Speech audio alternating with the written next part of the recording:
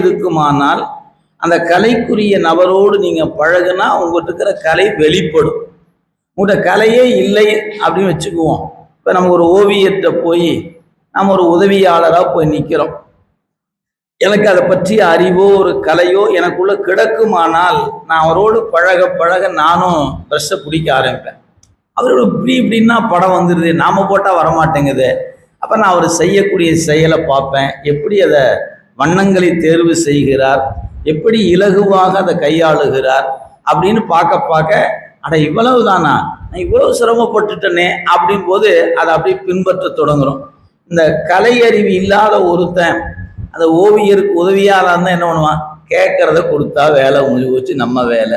அவர் எப்படி வரைஞ்சா நமக்கு என்ன? ரெண்டுக்குள்ள வித்தியாசத்தை நீங்க பார்த்துக்கொள்ளணும். அந்த அறிவு இருக்கக்கூடிய ஒருத்தனுக்கு உதவியாளர் என்ற பொறுப்பை கையில கொடுத்தா அவன் நாளை ஒரு நாள் ஓவியனா வந்துடுவான். இந்த கலை என்கிற அறிவு இல்லாத ஒருத்தன் அவருக்கு ஒரு உதவியாளர், ஏன் வேற வேலை கிடைக்கல சார், இவர்கிட்ட தான் வேலை கிடைச்சதுன்னு வந்திருக்கிறேன், நான் எனக்கு ஓவியத்துல இன்ட்ரெஸ்ட் எல்லாம் இல்லை, எனக்கு இந்த கலைக்கு நமக்கு சம்பந்தம் இல்லை, சம்பளம் கொடுக்குறாரு வேலை செய்யறேன் அப்படின்னு நினைக்கிறவன் சம்பளத்தை மட்டும்தான் பார்ப்பான், கூப்பிட்டா எடுத்து கொடுப்பான், அவ்வளவுதான் அவனுக்கு தெரியுமே ஒழிய அவன் அந்த கலையை கற்றுக்கொள்வானான்னு கேட்டா ஏன்னா அந்த அறிவு அவனிடத்துல இல்லை. இதுதான் நம்ம புரிந்து கொள்ளணும். இறைவன் என்ன பண்றாரு, நமக்கிட்ட அறிவு இருக்குதுன்னு பார்க்கிறான், நம்மகிட்ட செயல் இருக்கிறது என்று பார்க்கிறான், நம்மகிட்ட விருப்பம் என்பது இருப்பதையும் பார்க்கிறான். ஆனா இந்த மூணு என்ன ஆகி போச்சு, மறைக்கப்பட்டு முடங்கி கிடக்கிறது. அப்ப இறைவன் கருணையோடு என்ன பண்றான், இந்த ஆற்றலை நாம் வெளிக்கொணர வேண்டும்.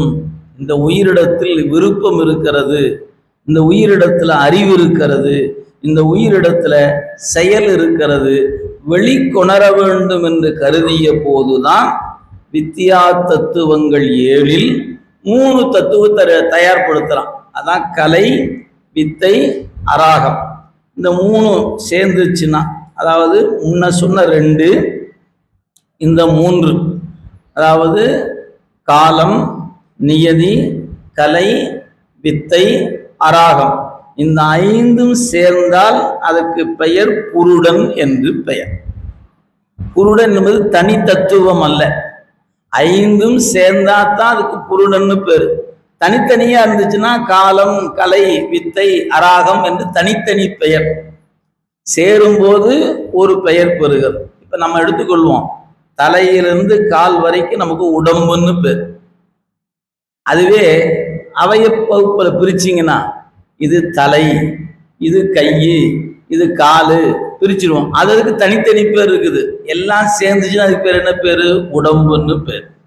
இப்போ உடம்புனா என்ன, எல்லாம் இருந்தா தான் ஏன் உடம்பு, இல்லைன்னா அது என்னது, குறைபாடு உடைய உடம்பு அப்படின்னு சொல்றோமா இல்லையா? அது மாதிரி புருடன் அப்படின்னு சொன்னா 5 வகையான தத்துவங்கள் கூடிய கூட்டத்துக்கு புருடன் என்று பெயர். புருடன் தனி தத்துவம் அல்ல, 5ம் சேர்ந்தாதான் அதுக்கு புருடன் என்று பெயர். மொத்த